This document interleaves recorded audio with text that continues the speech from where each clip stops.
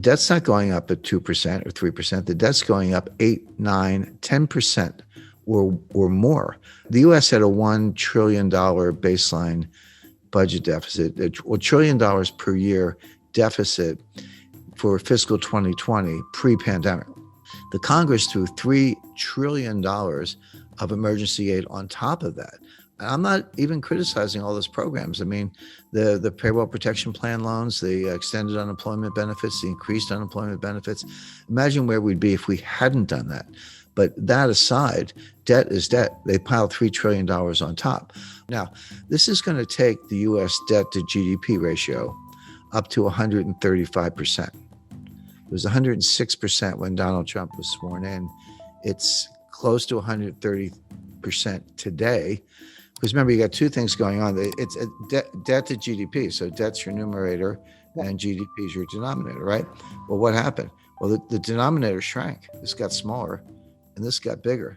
So what happens to the ratio? It blows up. So now it's 135%.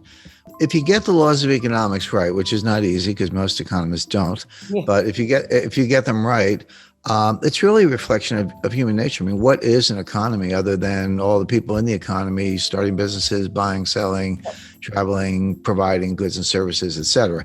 So human nature doesn't change, or at least it hasn't changed much in the last 100,000 years.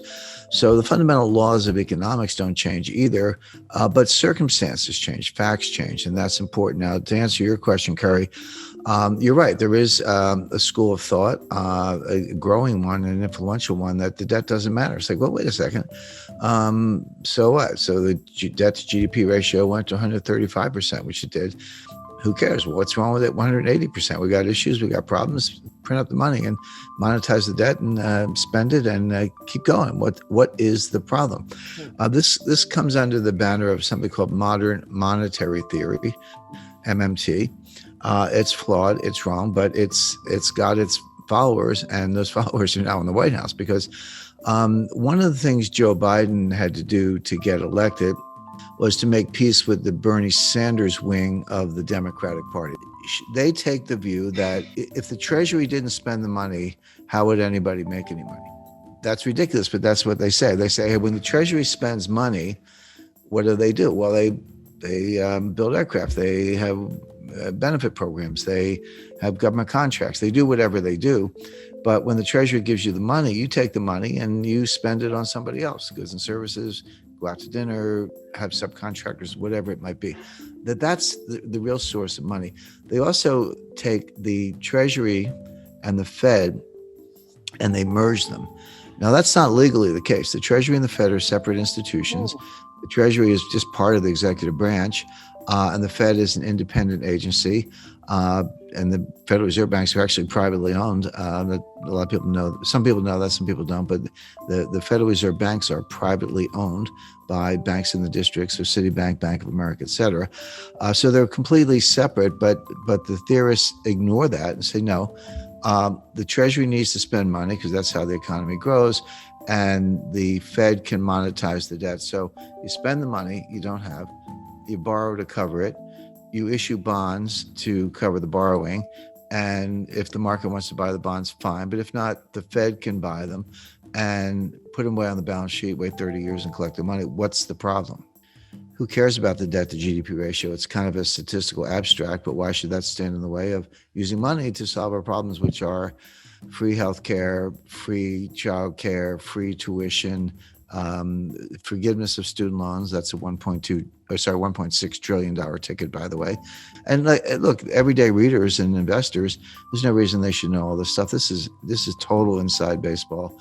You have to be a geek like me to kind of keep up with it, but it's all coming. But what that means is we're going to test the Rogoff-Reinhardt thesis. Now, let me just take a minute to explain that.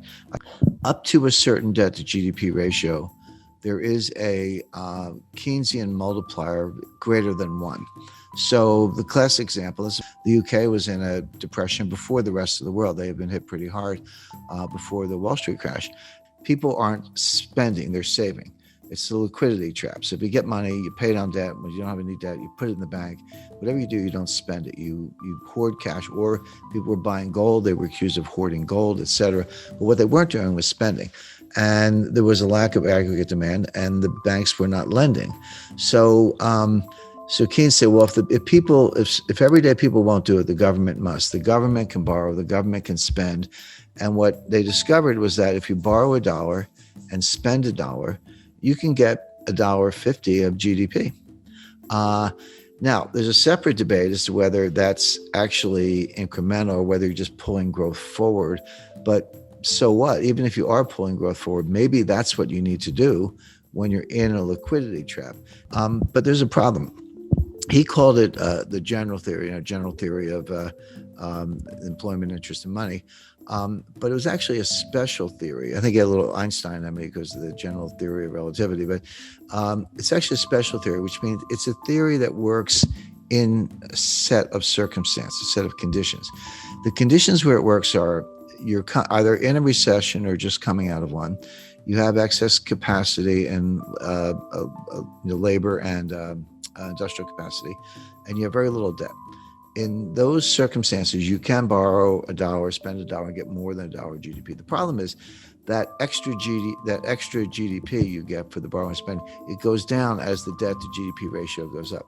What Reinhardt and Rogoff discovered is that at 90%, you go through the looking glass. Your payoff is now less than $1. You borrow $1, you spend $1, and you only get 90 cents of GDP or 95 cents, et cetera. So now, not only are you not getting your dollar's worth for the borrowed dollar or something more, which you did at lower levels, you're getting less than $1. So now what's happening? You're borrowing $1, you're spending $1, you're not getting $1 of GDP, but you are getting $1 of debt, which means your debt to GDP ratio is going up and the 90% is getting worse. And I just mentioned the United States is at 135%. So here are your two competing schools. There's the Keynesian multiplier and creating aggregate demand with government debt, and the Reinhardt-Rogoff, more than a thesis, I would say powerful evidence that beyond 90%, it doesn't work. It goes under less than 1 on the one hand. And my friend Stephanie Kelton and Bernie Sanders and Kamala Harris and the modern monetary theorists who say, no, it's all good. How could you get growth if you didn't spend money through the government? These theories don't agree at all.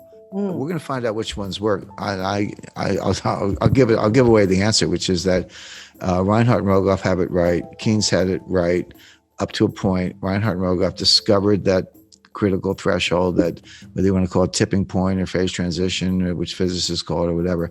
The modern monetary theorists think the opposite, and we're going to find out. But what it means if Reinhardt and Rogoff are right, and I'm right, and Keynes was right, the more you borrow, it's actually a headwind to growth. Now you get just as up to the threshold, you got more and more and more. Oh, sorry, at a low level, you got more, but then it went down. But it's like any diminishing marginal return. You know, the curve starts very steeply, you get a lot of payoff, then it flattens out, then it goes down, but it's still positive. But at some point, it goes below the zero line and your marginal return is negative. And that's where we are.